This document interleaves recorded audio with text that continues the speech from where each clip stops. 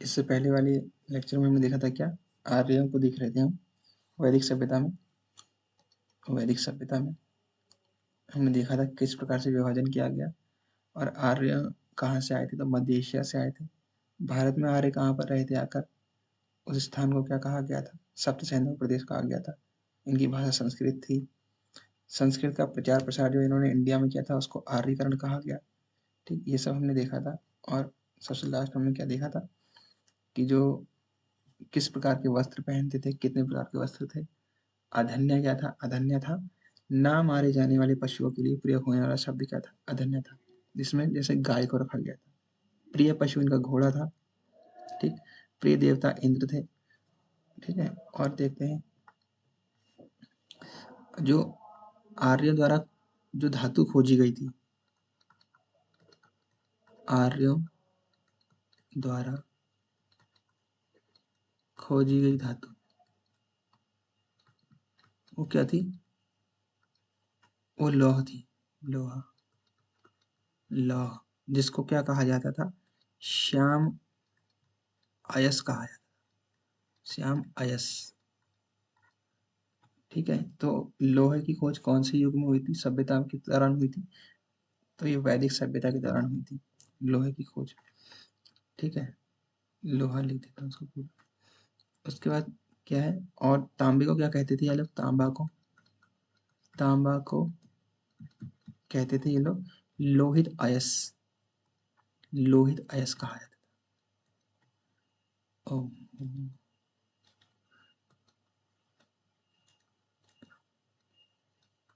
Pen नहीं चल रहा है ठीक से, लोहित अयस कहते थे तांबा को। ठीक है, और पणी क्या होता था, पणी, पणी, पणी होता था जो व्यापार हेतु दूर जाते थे व्यक्ति, उनको पणी कहा जाता था। व्यापार हेतु दूर जाने वाले को, वाले को पणी कहते थे।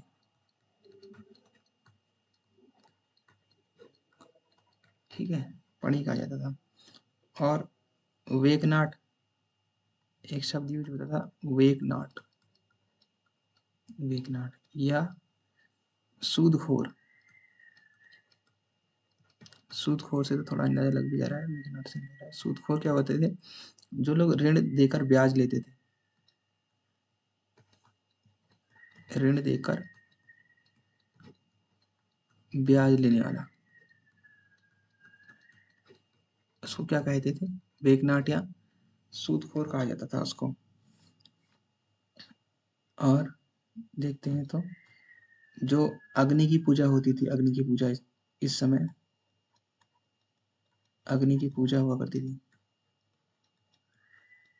अग्नि की पूजा ये लोग करते थे किस पर्पस से, ये करते थे मनुष्य और देवता के बीच मध्यस्थता के लिए।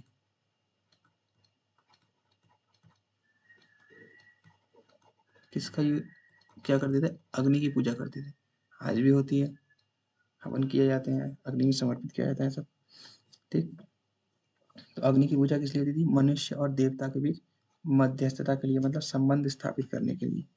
ठीक है, और देखते हैं तो ऋग्वैदिक काल में जो सबसे ऋग्वैदिक काल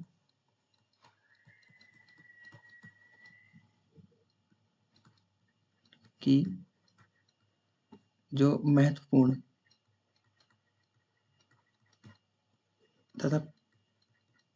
तथा पवित्र नदी,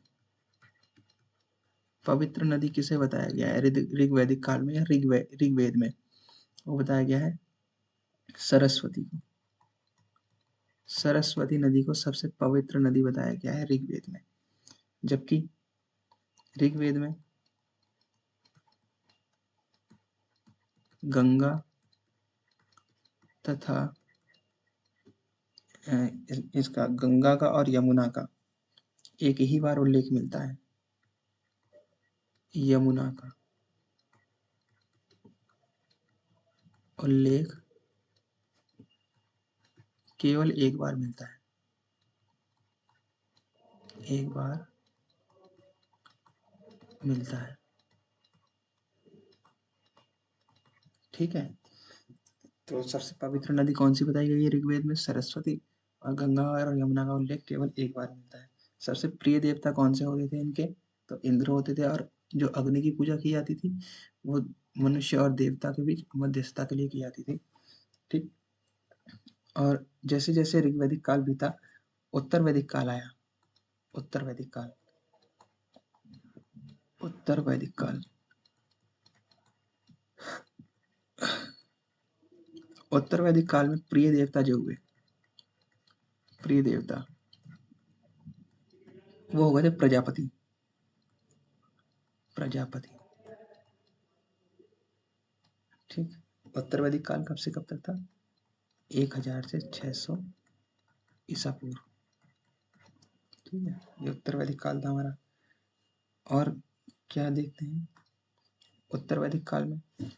जो सबसे पहला नगर बना था पक्की ईंटों का, वो कब बना था? उत्तर वैदिक काल में ही बना था। पक्की ईंटों का प्रथम नगर, उस नगर का नाम क्या था? कौशाम्बी। कौशाम्बी।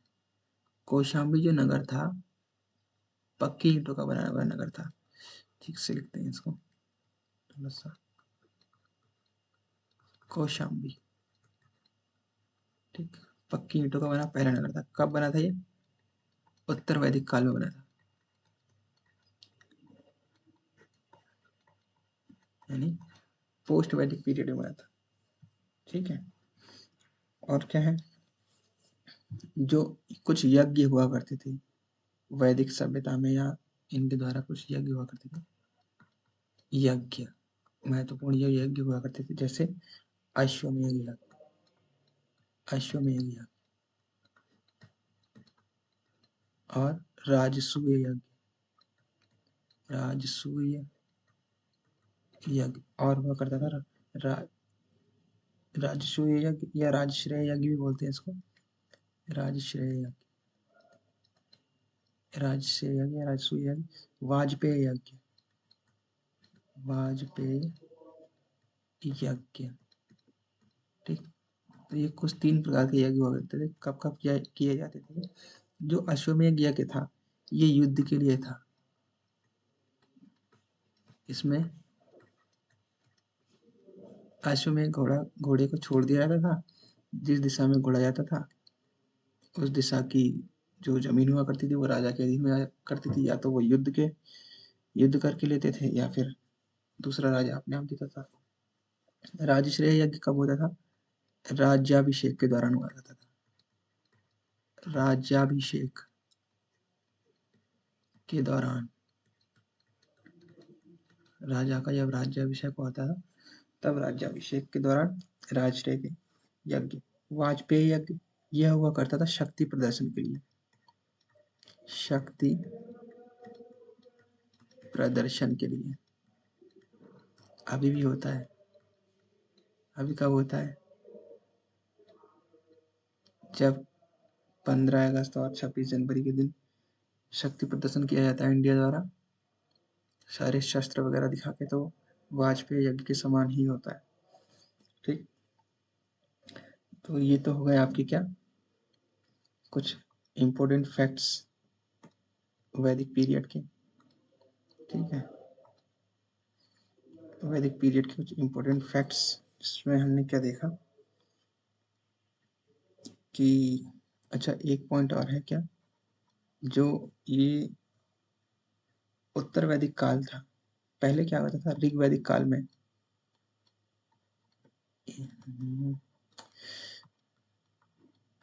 ऋग वैदिक काल में जो वर्ण हुआ करता था, यानी जाति का निर्धारण हुआ करता था। वर्ण का निर्धारण कैसे हुआ करता था? कर्म के आधार पर होता था। कर्म के आधार पर होता था। लेकिन जैसे जैसे ऋग्वैदिक काल बीता, उत्तर वैदिक काल आता गया, तो उत्तर वैदिक काल में क्या होने लगा? उत्तर वैदिक काल में वर्ण का निर्धारण, वर्ण का जो निर्धारण होने लगा वो कर्म के आधार पर ना होकर किसके आधार पर होने लगा? वंश के आधार पर होने लगा, वंश के आधार पर। ठीक है, वंश के आधार पर होने लगा था ये।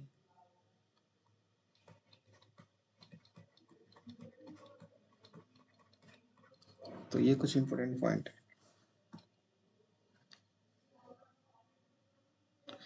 ठीक, ये तो था आपका यहाँ से यहाँ से। ठीक, वैदिक सभ्यता, वेदों की रचना हुई थी, आर्य द्वारा की गई थी। आर्य कहाँ से आए थे? मध्य एशिया से। भारत में आर्य कहाँ से आए? भारत में आर्य कहाँ पर आए थे? पंजाब और अफगानिस्तान वाले क्षेत्र में इसको सबसे ज्यादा प्रदेश कहा जाता था। आर्यों की भाषा संस्कृत थी, संस्कृत का प्रचार प्रसार किया, आर्यीकरण कहा गया। उत्तर भारत में गौतम राहुल ने किया आर्यीकरण का कार्य। ठीक, और दक्षिण भारत में किसने किया था? तो दक्षिण भारत में किया था अगस्त ऋषि ने। इनकी प्रमुख व्यवसाय पशुपालन, कृषि था। शासन प्रणाली कैसे चलती थी? सबसे ऊपर होता था राजा, उसके नीचे राजन, विश्पति, ग्रामीण और कुलूप। ठीक, राजा के अधीन राष्ट्र, राष्ट्र के नीचे जन, जैसे जनपद होते हैं हमारे। ठीक, उसके नीचे विश्पति होते हैं, ब्लॉक्स वगैरह होते हैं, फिर उसमें गांव गांव वगैरह होते हैं जो आज भी हम देखने को मिलते हैं। ठीक है, तो इस प्रकार से कुछ हुआ करते थे। फिर उसमें परिवार वगैरह जो लोग रहते हैं। ये पितृसत्तात्मक था। जो पुरोहित हुआ करते थे, सेनापति हुआ करते थे, राजा के प्रमुख अधिकारी हुआ करते थे। कुछ रत्नी हुआ करते थे, इनकी संख्या कितनी थी? 12 संख्या थी इनकी कुल। सूत और रत्कार, कम्मादी सब रत्नी हुआ करते थे। जो किले की रखवाली करने वाला होता था उसको क्या कहते थे? पुरूष कहते थे। स्पष्ट कौन होता था? गुप्तचर होता था। उग्र कौन होते थे? पुलिस वाले, मतलब जैसे अपराधियों को पकड़ने वाले उग्र कहलाते थे। वाजपति कौन होता था? गोचर भूमि का अधिकारी वाजपति कहलाता था। ठीक, ये समाज कैसा था? पितृसत्तात्मक था। ऋग्वेद के जो पुरुष सूक्त के अनुसार इसको 4 वर्गों में बांटा गया था: ब्राह्मण, क्षत्रिय, वैश्य, शूद्र। और ब्राह्मण को क्या माना गया है कि परम, जो हमारे परम पुरुष हैं, उनके मुख से जन्म हुआ है। किनका? ब्राह्मण का भुजाओं से, क्षत्रिय का जांग से, वैश्य का, शूद्र का कहाँ से हुआ है? पांव से, यानी पैर से हुआ है। ठीक, कुछ सभाएं हुआ करती थी, या मतलब पंचायत वगैरह हुआ करती थी, छोटी छोटी समूह हुआ करते थे जिसमें सभा किनका समूह था? सभा था, श्रेष्ठ लोगों का समूह था। समिति सामान्य वर्ग का था। गविष्टि क्या हुआ करता था? युद्ध के लिए प्रयोग किया जाने वाला शब्द है ये, जिसका अर्थ होता है गाय की खोज। दसरा युद्ध हुआ था, इसका चर्चा कहाँ से मिलती है? इसका वर्णन मिलता है 7वें मंडल में ऋग्वेद के। ठीक, स्त्रियों का क्या उस समय स्टेटस था? तो बाल विवाह नहीं हुआ करता था, पर्दा प्रथा भी नहीं थी, स्त्रियों को पूरा सम्मान मिला करता था, और पुरुषों के साथ यज्ञ में भाग लिया करती थी स्त्रियां। अमाजु कौन होती थी? अमाजु जीवन भर अविवाहित रहने वाली महिला अवाजु कहलाती थी। ठीक, वस्त्र किस प्रकार के पहनते थे? 3 प्रकार के वस्त्र पहनते थे: वास, अधिवास, उष्णीय। नीवी कौन होता था? नीवी, नीवी क्या था? नीवी जो अंदर पहनने वाले वस्त्र हैं उनको नीवी कहा जाता था। मनोरंजन के लिए संगीत, रथ दौड़, घुड़दौड़ इत्यादि या इनका प्रयोग किया जाता था। अधन्या क्या था? अधन्या, अधन्या वह श्रेणी थी पशुओं की जिसमें पशु ना मारे जाने वाले पशुओं को शामिल किया गया था। प्रिय पशु घोड़ा था, प्रिय देवता इंद्र थे। ठीक, जो आर्यों द्वारा खोजी गई धातु थी वो कौन सी थी? लोहा, जिसको क्या कहा जाता था? श्याम अयस कहा जाता था। तांबे को क्या कहते थे ये लोग? लोहित अयस कहते थे। पणी कौन था? पड़ी, पड़ी शब्द किस लिए यूज होता था? किसके लिए था? जो लोग व्यापार हेतु दूर जाते थे उनके लिए पणी शब्द यूज होता था। बेकनाट शब्द किसके लिए था? तो ये था ऋण, जो जो लोग ऋण देते थे और ऋण पर ब्याज लेते थे उनको बेकनाथ कहा जाता था। या सूदखोर, जो लोग सूद लेते थे, सूदखोर सूद खाना। अग्नि की पूजा किस लिए की जाती थी? मनुष्य और देवता के बीच मध्यस्थता के लिए। ऋग्वैदिक काल की जो महत्वपूर्ण नदी कौन सी है और पवित्र नदी कौन सी है? तो सरस्वती नदी है। ऋग्वेद में सबसे पवित्र नदी सरस्वती को बताया गया है। गंगा और यमुना का उल्लेख केवल एक बार मिलता है। और उत्तर वैदिक काल में प्रिय देवता कौन हो गए थे? तो प्रजापति हो गए थे। ठीक, उसके बाद हम देखते हैं क्या, जो पक्की ईंटें बनी, ईंटों का प्रथम नगर बनाया था, तो वो कौशाम्बी नगर बसा था उत्तर वैदिक काल में। यज्ञ 3 प्रकार के हुआ करते थे, अश्वमेध यज्ञ, राजश्रेय यज्ञ, वाजपेयी यज्ञ। वर्ण का निर्धारण ऋग्वैदिक काल में कर्म के आधार पर होता था, जो काम जो करता था उसका वर्ण वही हो जाता था। लेकिन उत्तर वैदिक काल आते आते क्या हुआ करता था, वंश के आधार पर निर्धारण किया जाता था वर्ण का, यानी जाति का। तो इस प्रकार से क्या थे हमारी कुछ इंपॉर्टेंट फैक्ट्स थे किसके, वैदिक पीरियड के। अब हम इसके बाद देखेंगे कि वैदिक पीरियड के समय में जो मतलब दर्शन लिखे गए थे, जैसे सांख्य दर्शन, योग दर्शन, ये सब दर्शन किसके द्वारा लिखे गए थे, ठीक, वो देख लेंगे नेक्स्ट वीडियो में। और जो प्रमुख नदियाँ कौन कौन सी थी, उनके क्या क्या नाम थे और वर्तमान में उनके क्या क्या नाम है। और क्या देखेंगे कि जो देवता थे, उन वो देवताओं की पूजा किस लिए की जाती थी, और वो देवता किसका नेतृत्व करते थे, किससे संबंधित थे, ये आने वाली वीडियो में देख लें। Okay, thank you.